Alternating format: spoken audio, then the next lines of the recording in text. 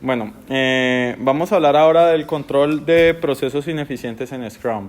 Entonces, para eso, primero quiero que aterricemos el concepto del marco de Cynefin. Cynefin es un modelo para entender la complejidad. Más que para entender, es como mostrarnos las distinciones de los diferentes contextos que hay. Entonces, ¿qué contextos estuvimos viendo? El primer contexto, ¿cuál fue? Fue un contexto simple, un contexto sencillo, que aquí lo voy a llamar un contexto obvio. Algo que debo mencionar aquí es que el marco de Cynefin, y está a propósito escrito aquí arriba, tenemos sistemas lineales y no lineales, porque Cynefin nos presenta a nosotros que este marco o este modelo muestra la complejidad en dos frentes, que aquí yo estoy llamando sistemas lineales y sistemas no lineales. Dentro del primer sistema lineal tenemos un contexto obvio, un contexto simple, que era lo que hemos estado hablando. Entonces, ¿qué es obvio? Obvio o simple, que aquí cada vez que yo haga una acción voy a tener siempre la misma consecuencia. Entonces, por ejemplo, yo aquí me puedo quedar con ustedes sumando todo el día 1 más 2 y en teoría debería darnos siempre 3. Si yo mezclo, no sé, el color azul y el color, vamos a ver si sale, el color amarillo, me da una mezcla, me da a mí un color verde. Entonces, siempre que yo haga esta mezcla me va a dar verde. Este contexto no tiene más variables. Siempre que yo haga un paso voy a tener el mismo resultado. Este es el mundo de lo que nosotros llamamos las mejores prácticas.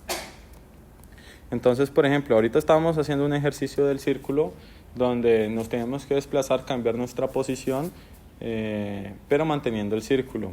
En la medida en la que vamos haciendo esa repetición, lo que nosotros vamos haciendo es descubriendo esto que tengo aquí, lo que nosotros llamamos mejores prácticas. Entendimos que para sostener ese círculo no era necesario hacer grandes desplazamientos, sino que bastaba simplemente conocer un movimiento muy pequeño desde la posición en la que estamos, siempre y cuando todos estemos coordinados y mantenemos el resultado. En otras palabras, esto es como el mundo de los manuales o de los procesos. Un ejemplo más real puede ser en un flujo de cadena de valor, en una producción. Entonces, yo siempre suelo poner el ejemplo de McDonald's. Entonces, si ustedes van a cualquier McDonald's y piden una Big Mac, en teoría deberían de preparársela igual, debería de tener exactamente los mismos ingredientes y la misma estructura. Y si mi negocio es hacer Big Macs o hacer hamburguesas, yo lo que debo hacer es, cada vez que yo pongo un pan, la lechuga, la carne y otro pan, lo que voy a tener aquí es una hamburguesa. No me debería ocurrir nada diferente. Si yo sigo este paso a paso, lo que voy a producir al final es una hamburguesa. Debería de ser la misma.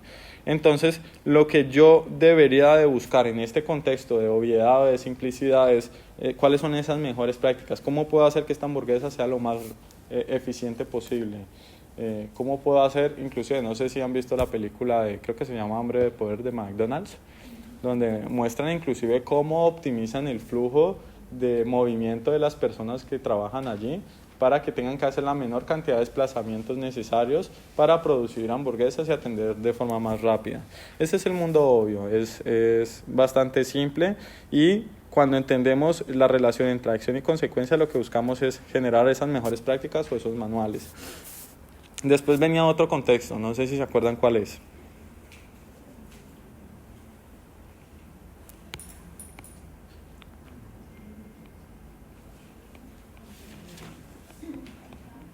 El siguiente contexto es un contexto complicado. Seguimos dentro de los sistemas lineales. Se llaman lineales es porque a partir de una acción yo podría eventualmente detectar cuál es esa consecuencia. En el contexto simple es muy fácil porque es directo. Entonces, cada vez que hago A, voy a tener C, en este caso, en este ejemplo. Entonces, en un contexto complicado, ¿qué ocurre? Una misma acción no necesariamente me garantiza la misma consecuencia, pero se pueden identificar cuáles son todas las consecuencias para esa acción. Un ejemplo, si ustedes se varan o el carro no les prende, ¿a quién llaman para solucionar el problema de que el carro no enciende? A un mecánico. ¿Por qué llaman a un mecánico y no llaman a un peluquero? es el que sabe. ¿Y qué hace el mecánico para encontrar la respuesta? Ustedes llaman al mecánico y les dicen el carro no prende y él de una da con la respuesta. Él tiene que revisarlo, pero entonces, ¿qué hace dentro de ese proceso de revisión? Él lo que hace cualquier experto en este caso es, empezamos a probar, empezamos a descartar posibilidades, hasta que vemos con cuál es la solución. Entonces, ¿el carro prende o no prende? Bueno, si prende, entonces el problema no es el arranque. Y así empezamos a buscar hasta que encontramos la solución. Entonces, en este mundo no tiene mucho sentido hablar de mejores prácticas entendiéndolas como optimización o manuales. No tiene sentido que llegue el mecánico allí con un manual a empezar a leer. Vamos a ver el manual del carro a ver dónde está el problema. Tampoco es tan predecible como sacar un plan de un manual de procesos, entonces haga el proceso 1, 2 y 3 y ya llegó con la solución. Aquí hay más variables, puede haber eventualmente un manual, pero pues sería algo muy robusto. Entonces aquí lo mejor o lo que más valor nos aporta para encontrar las soluciones es el experto.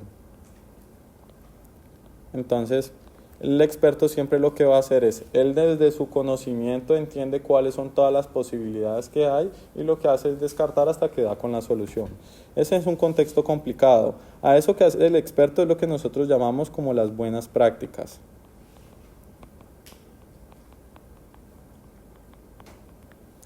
Y esos son los sistemas lineales, que miren que a mí siempre una acción me lleva a al menos una consecuencia y yo, dependiendo del tipo de contexto, podría llegar a entender cuál es esa consecuencia. Pero entonces dentro de este modelo de Kuhn-Hemming también tenemos sistemas no lineales. ¿Cuál es el siguiente contexto? Complejo. Es el contexto complejo. ¿Por qué es complejo?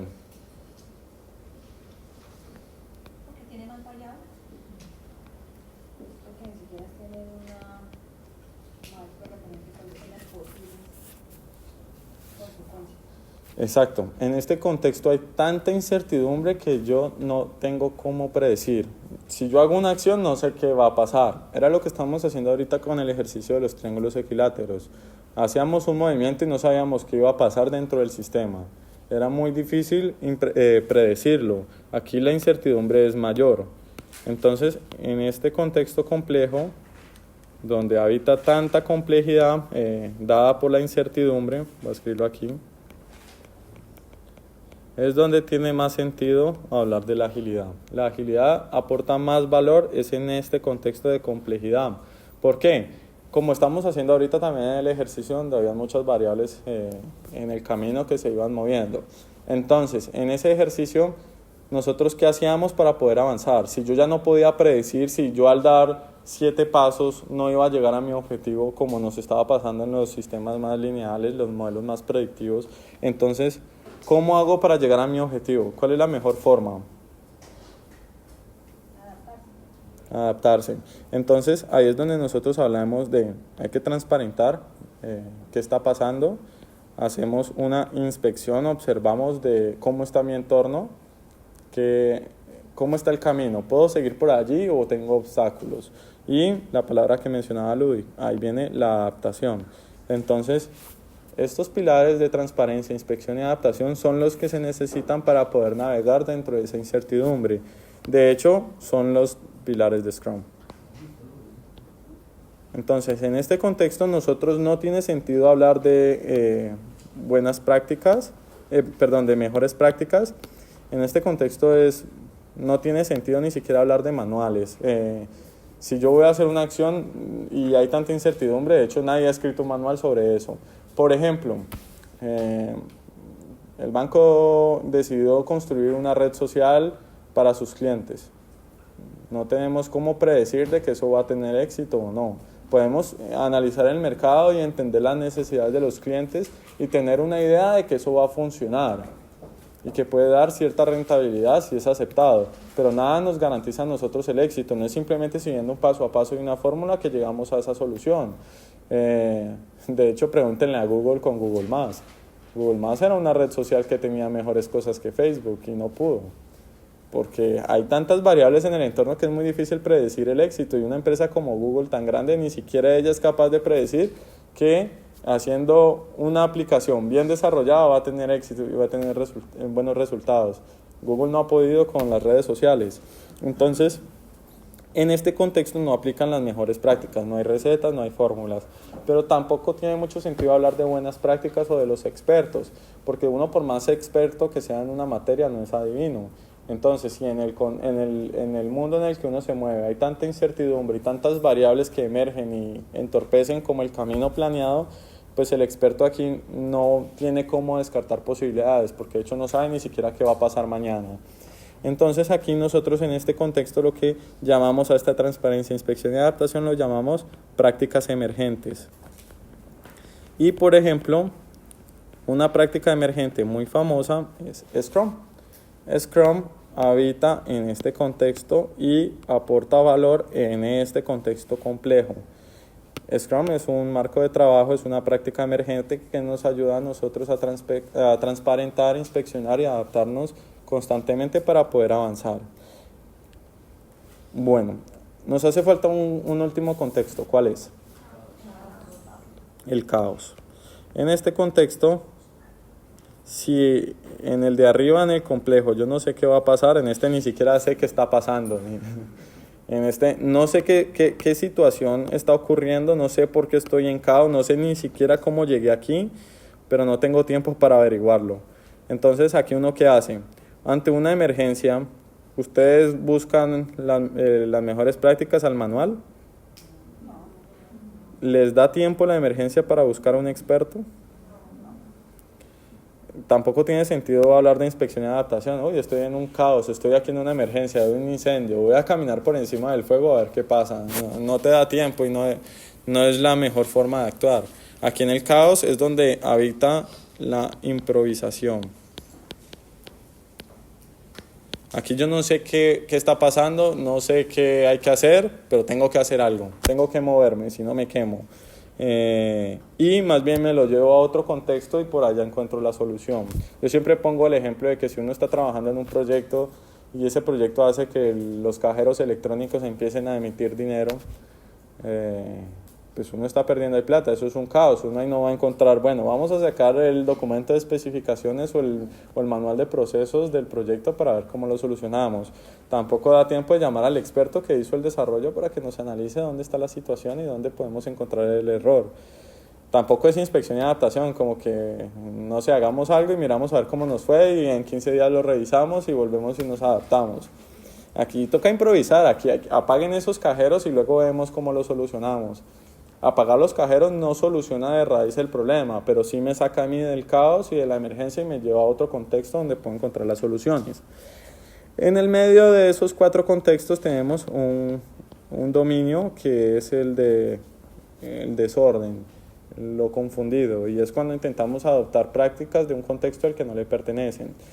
Por eso cuando hay personas que están en un contexto obvio y están hablando de Scrum, pues realmente uno dice está confundido.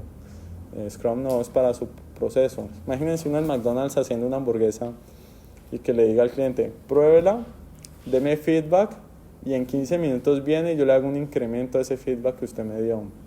No tiene sentido. Y eso es estar confundido y eso es habitar aquí en este dominio del desorden que está aquí en el medio.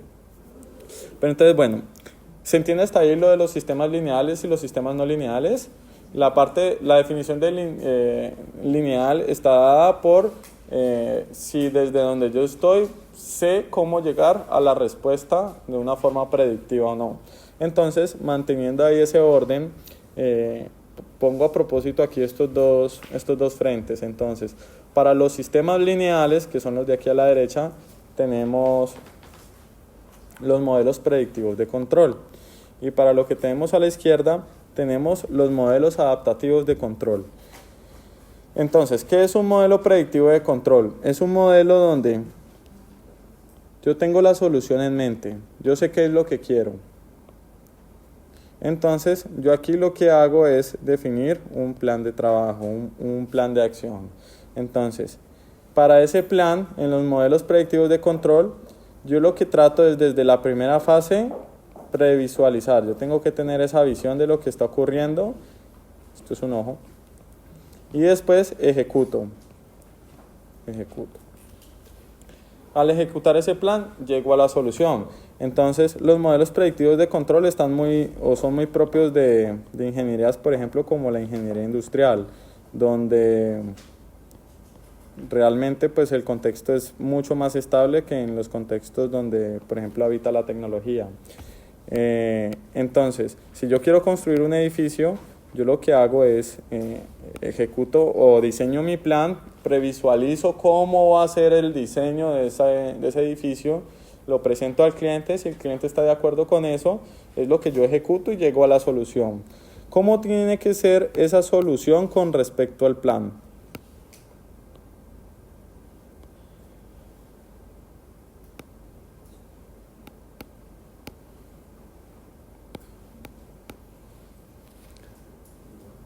Tienen que ser iguales. Esa es la respuesta. Entonces, si lo que yo estoy planeando todo el tiempo se mantiene en esas condiciones, pues al final la solución que voy a entregar es igual. Entonces, siempre, por eso hablábamos ahorita de lineal. Entonces, yo parto desde este punto y llego hasta esta respuesta, hasta esta solución.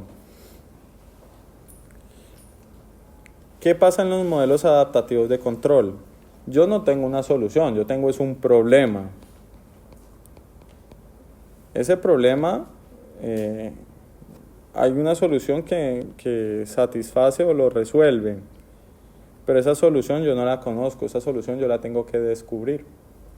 Eso es lo que ocurre en este mundo de aquí de la izquierda, de los sistemas no lineales.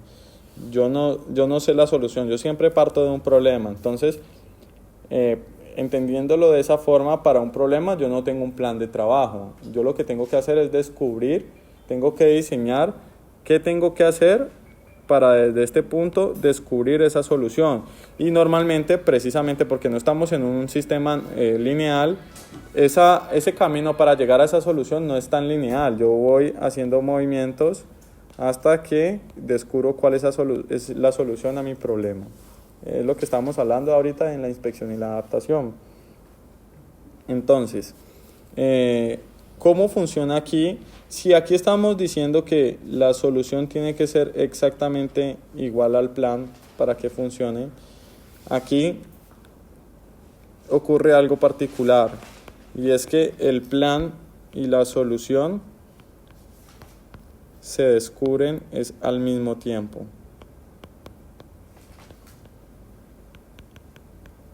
En la medida en la que yo voy avanzando, voy planeando y voy descubriendo un pedacito de esa solución.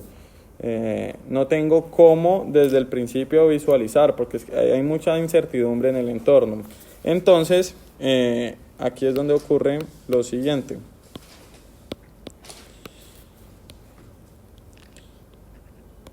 Esto es lo que nosotros en Scrum llamamos los sprints. Entonces, en la medida en la que voy avanzando en mi sprint, voy descubriendo un pedazo de la solución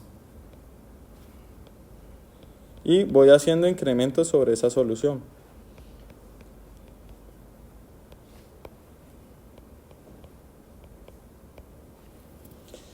¿Qué pasa entre cada iteración? Hay un aprendizaje. Cada vez que yo voy haciendo algo y voy avanzando en este camino, voy descubriendo un pedacito de algo más, y ese aprendizaje me lo llevo a la siguiente iteración y es lo que me permite a mí irme adaptando e ir incrementando mi producto. Esto es lo que nosotros llamamos inspección, transparencia, inspección y adaptación.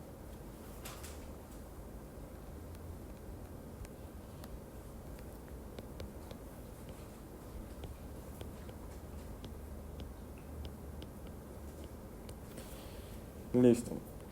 ¿Se entiende hasta ahí la diferencia entre un modelo predictivo de control y un modelo adaptativo de control? Es básicamente esto que tengo aquí. Esta es la clave y lo que los diferencia uno de los otros.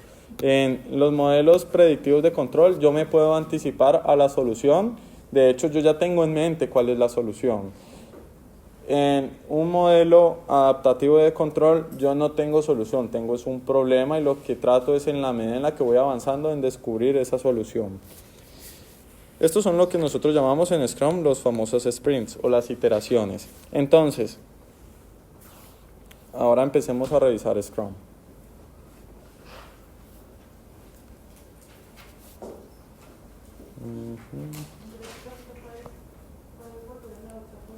Voy, sí. ¿En cuál? Ahí está. ¿Listo? Bueno.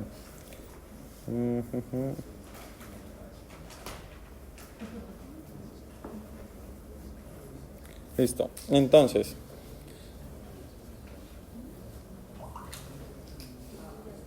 este es otro dibujo similar a lo que estábamos viendo.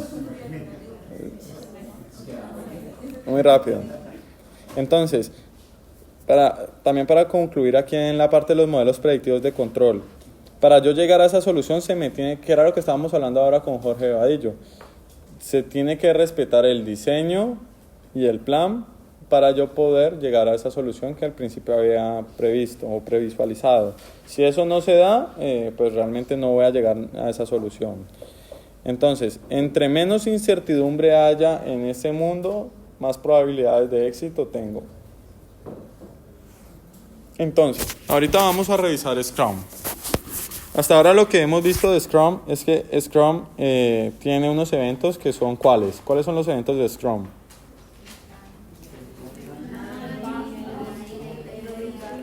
La planeación. ¿De ahí cuál sigue? Entonces lo voy a ir aquí subrayando. La planeación. ¿Cuál sigue? Estamos hablando de los eventos. La daily. La sprint review. La retrospectiva.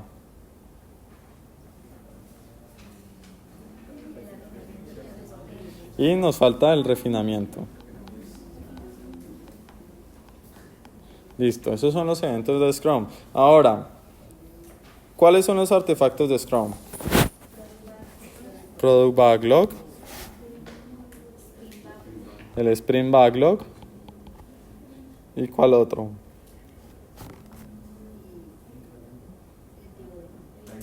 El incremento de producto. Esos son los artefactos. El Definition of Done es un elemento que pertenece a Scrum que nos permite identificar si eso que estamos entregando, si ese incremento se puede dar por terminado, se puede considerar un incremento de valor o no. Entonces, este dibujo se los estoy mostrando aquí por la siguiente razón. Para que lo empiecen a observar y empiecen a ver Scrum de una forma diferente. Scrum son dos modelos adaptativos de control, lo que estamos viendo aquí a la izquierda. Scrum es esto, pero son dos modelos adaptativos de control que van funcionando en paralelo. Mientras se va dando para el producto, se va dando para el proceso. Y de hecho, tiene Scrum otro modelo adaptativo de control en el medio que ocurre todo el tiempo. Entonces, vamos a revisarlos. Entonces, estamos diciendo que los modelos adaptativos de control se caracterizan por tener transparencia, inspección y adaptación. Entonces, ¿dónde se transparenta el producto?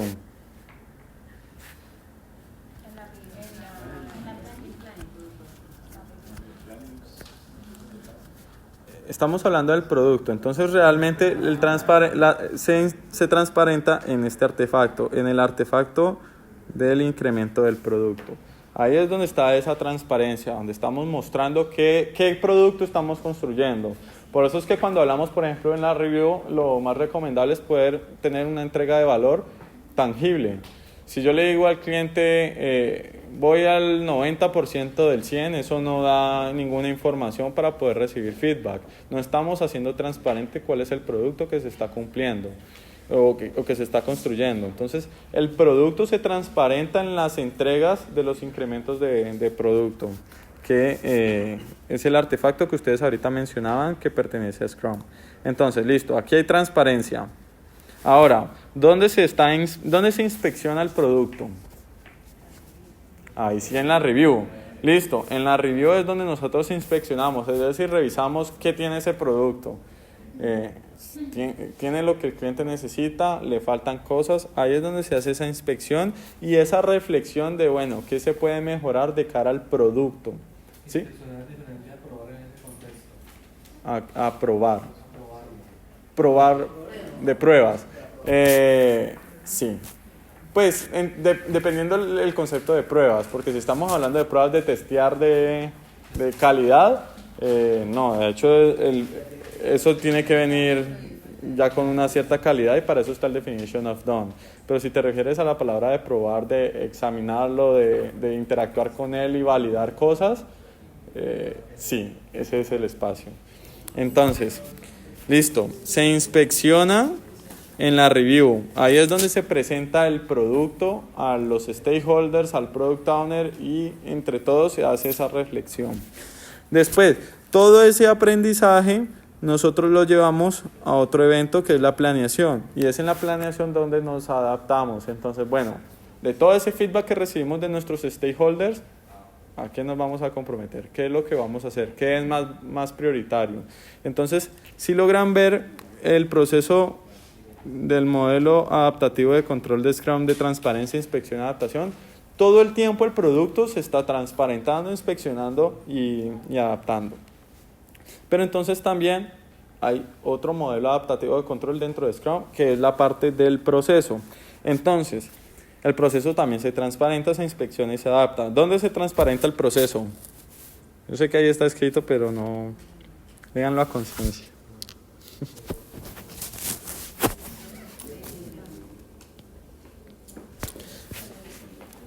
Se transparenta en el Sprint Backlog. Entonces, vamos a revisar por qué el proceso se transparenta en el Sprint Backlog. Entonces, el Sprint Backlog es el fragmento del Product Backlog al que el equipo se comprometió a trabajar ese sprint. Entonces, de todo esto que hay que hacer, el equipo se compromete a este pedazo. Entonces, ese es un componente del Sprint Backlog. Esas historias o esos PBIs a los que se comprometió el equipo para el sprint. Pero entonces, ¿dónde se está transparentando el proceso? Bueno, ¿cómo nos comemos ese pastel? Esa es la otra parte del Sprint Backlog donde dice, bueno, todo esto a lo que nos comprometimos, ¿cómo nos vamos a repartir? ¿Qué tanto hay que hacer? ¿Qué hay que hacer para cumplir con cada una de estas cosas? Toda esa parte de cómo nos repartimos el trabajo, cómo nos vamos a autoorganizar como equipo, debe ser visible y se visibiliza y se transparenta en lo que llamamos el Sprint Backlog. Entonces ahí, a nivel de tareas, es donde se está transparentando el proceso de Scrum. También en otro lugar, en el Definition of Done. Es decir, que lo que estamos haciendo cumple con lo mínimo requerido para considerarlo terminado. Entonces, ahí es donde nosotros estamos haciendo visible que el proceso se está dando. Y por eso es importante el tema de hacerlo visible. ¿Dónde hay inspección en el proceso? En el proceso, en la retro. Estamos hablando del proceso de Scrum. Entonces, se inspecciona y lo interesante es que se adapta a su vez en la retrospectiva. Entonces, hay inspección porque entonces llega todo el equipo, bueno, de Scrum, ¿qué estamos haciendo bien? ¿Qué podemos mejorar como equipo? Que era un ejercicio que estuvimos haciendo esta semana. Y no nos quedamos solo en eso, si nos quedamos solo en la inspección, nos quedamos en buenos deseos. Tiene que haber los planes de acción, la adaptación. ¿A qué nos comprometemos como equipo a mejorar del proceso, de nuestra forma de trabajar? Entonces, miren cómo en el Sprint Backlog se hace evidente y en el Definition of Done cuáles son las condiciones de trabajo del equipo, mientras en la retrospectiva se revisa como equipo la dinámica de trabajo y cómo la adaptamos para mejorar. Entonces, en estos dos escenarios estamos hablando de inspección, transparencia, inspección y adaptación para el proceso y para el producto. Entonces, yo les comentaba que además de estos dos modelos adaptativos de control, hay uno que ocurre todo el tiempo en Scrum. ¿Y cuál es? ¿Cuál es el modelo adaptativo de control que ocurre todo el tiempo? Las dailies. En las dailies, todos los días estamos haciendo transparencia, inspección y adaptación. Transparencia, inspección y adaptación. Por eso, entonces, ¿cuáles son las preguntas que se resuelven en una daily?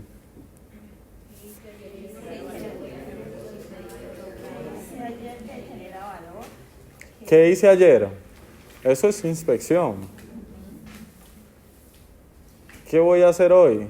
Bueno, de acuerdo a lo que hay ayer, entonces, ¿cómo me adapto hoy? ¿A qué me comprometo hoy? ¿Y qué problemas he tenido? Entonces, todas esas preguntas también me están transparentando lo que está pasando, el trabajo. Entonces, las dailies no son una reunión de seguimiento. Y si se hacen con ese objetivo, pues no deberían de hacerse porque no es su fin. Las dailies son un modelo adaptativo de control diario que nos permite a nosotros transparentar, inspeccionar y adaptar la forma en cómo estamos trabajando todo el tiempo. Entonces, hoy, ¿cómo estamos trabajando? Al otro día, ¿cómo estamos trabajando? Para sincronizarnos, para que entre todos busquemos la mejor forma de encontrar las soluciones y tiene que ser algo muy breve. Por eso yo siempre propongo es que lo enfoquemos en el valor. ¿Qué hice ayer que generó valor? ¿Qué voy a hacer hoy que genere valor al equipo? ¿Y qué problemas he tenido para generar valor? ¿O qué impedimentos he tenido? Porque también esos impedimentos es lo que estamos haciendo en el ejercicio. Lo que estamos haciendo en las dailies todo el tiempo es, bueno, nos quitamos la venda y miramos, ¿cómo estamos hoy? ¿Qué problemas hay en el camino? ¿Y cómo nos vamos a adaptar para seguir avanzando? Y todo el tiempo están ocurriendo. ¿Se entiende hasta ahí el tema de modelo adaptativo de control y Scrum? ¿Dónde encaja con todo esto? De hecho, si ven, todos los eventos y artefactos de Scrum están asociados a los modelos adaptativos de control. No hay algo que no esté asociado a eso. Ahora, ya para que finalicemos esta parte, les hago a ustedes les hago varias preguntas. ¿Qué pasa si el Product Backlog no es visible y público? Es decir, este de acá. ¿Qué pasa si este Product Backlog nadie lo conoce o no es visible? Se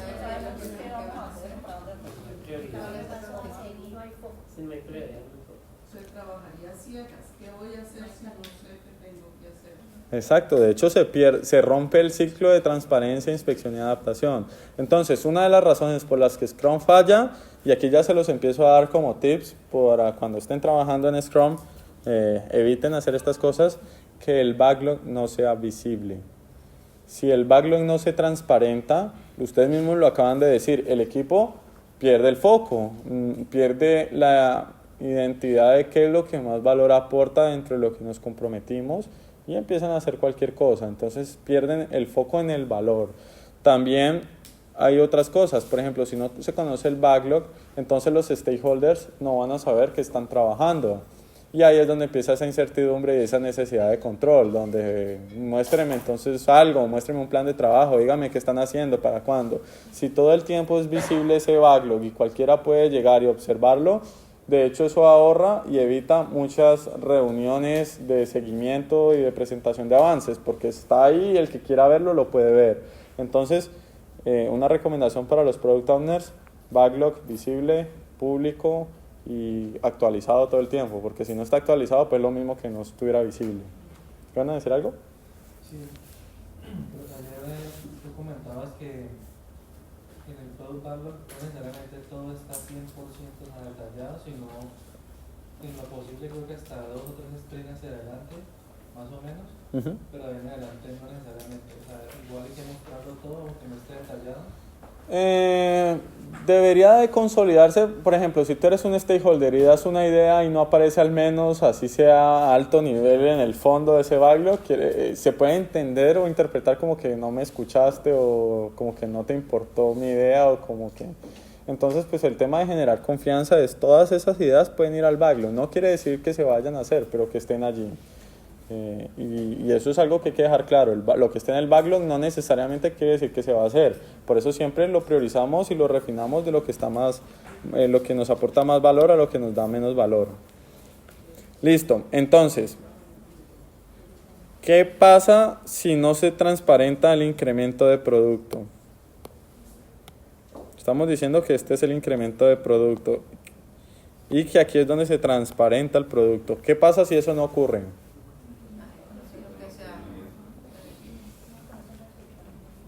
Nadie va a saber qué se está haciendo primero o qué se tiene hecho. El resultado puede ser el no esperado. El resultado puede ser el no esperado y nadie se va a dar cuenta de eso. Esa es la parte más importante. Ahorita estábamos hablando que en la review, cuando estamos haciendo la inspección, obtenemos un aprendizaje que nos llevamos a la planeación. Pero entonces, si no hay un incremento de producto transparente y visible, no va a haber feedback, o sea, no va a haber aprendizaje. O sea que seguimos asumiendo que lo que está en este backlog sigue siendo como la verdad y eso no cambia. No hay nada que cambiar, porque si nadie me está diciendo que lo que estoy haciendo está bien o está mal, nadie me está indicando a mí si voy por un buen camino a nivel de producto, pues entonces yo sigo trabajando lo que aparece en esta lista. Y ahí es donde hay una de las razones por las que Scrum falla, sino incrementos de producto en los que se pueda recoger feedback. Yo no sé si este backlog está bien actualizado, está bien priorizado o le faltan cosas. Por eso en los modelos predictivos de control ocurren, cuando nos llamamos modelos predictivos de control a contextos de alta incertidumbre, ocurre que construimos lo que nos dijeron al principio y cuando lo entregamos nos dicen, no, eso no era lo que yo quería. Entonces pues tratamos de evitar que esas cosas sucedan, es todo el tiempo haciendo transparente el incremento del producto. Ahora, ¿qué pasa si no se inspeccionan las entregas de valor? Bueno, lo que estamos diciendo, una cosa era la transparencia y ahora la inspección, es el tema de la revisión de lo que se hizo. ¿Qué pasa si en las planeaciones no hay adaptación? Es decir, recibimos un aprendizaje pero no nos adaptamos, no utilizamos ese aprendizaje.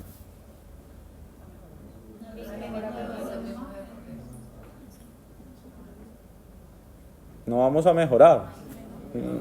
Vamos a seguir en la misma dinámica de construir lo que estamos construyendo, a pesar de que estamos recibiendo feedback.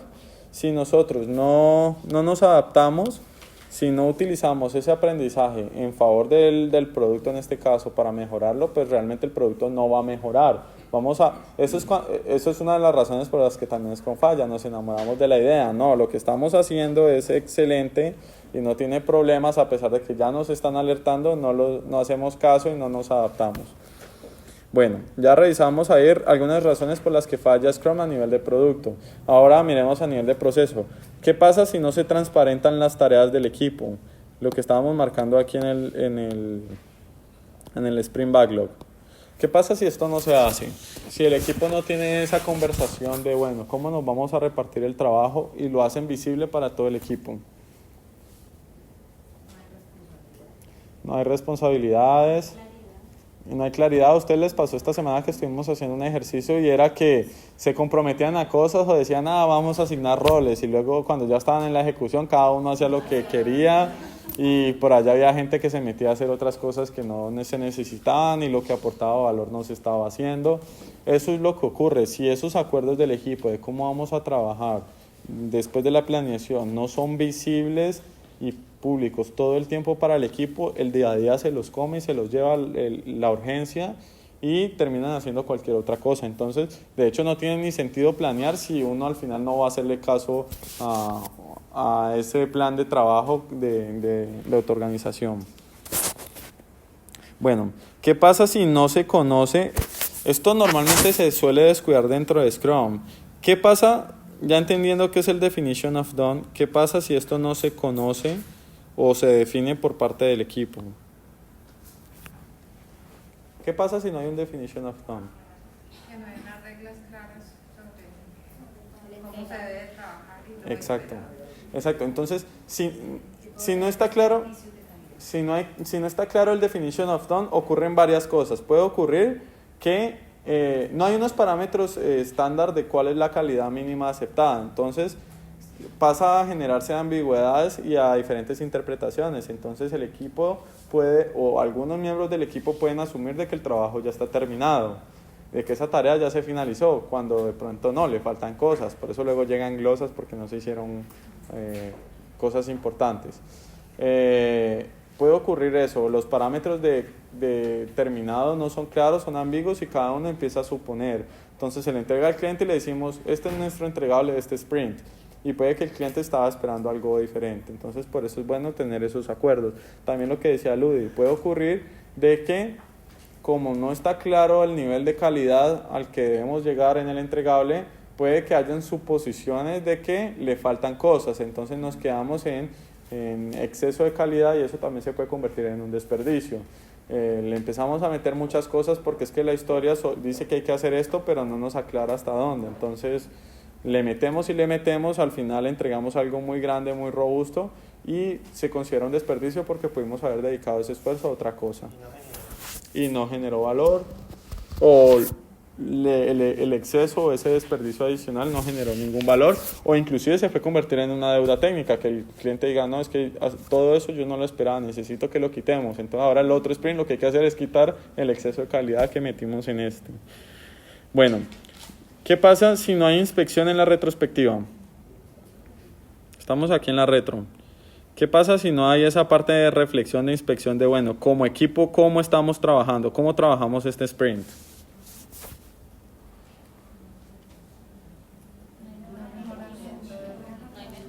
No hay mejoramiento. Entonces nos quedamos, no hay equipo de alto rendimiento. La forma para llegar al equipo de alto rendimiento es a través de las inspecciones y las adaptaciones. Por eso yo les compartí esta semana que para mí el evento más importante de Scrum es la retrospectiva, porque es la que nos va a ayudar a mejorar. Si nosotros no tenemos esos espacios de inspección de qué estamos haciendo bien y qué podemos mejorar, no vamos a saber entonces qué pasos dar y nos quedamos con nuestro mismo ritmo y dinámica de trabajo, sabiendo que el equipo podría llegar a un mejor potencial o un mejor resultado.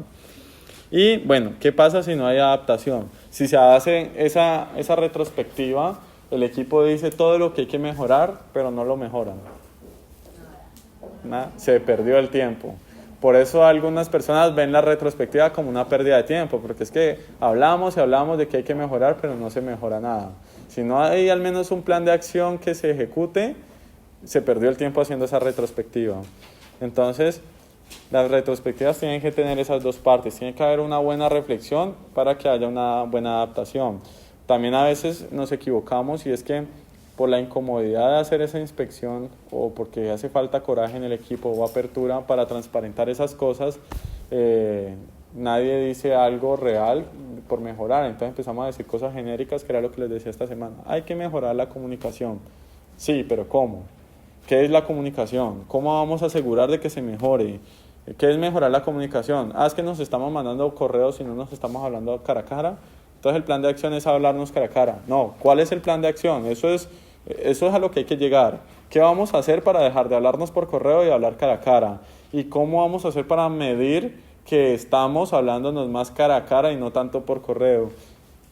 ¿Quién va a ser el responsable? ¿Quién nos va a ayudar a garantizar eso? ¿Qué pasaría si eventualmente a lo largo del sprint nos damos cuenta que estamos cayendo en el mismo problema?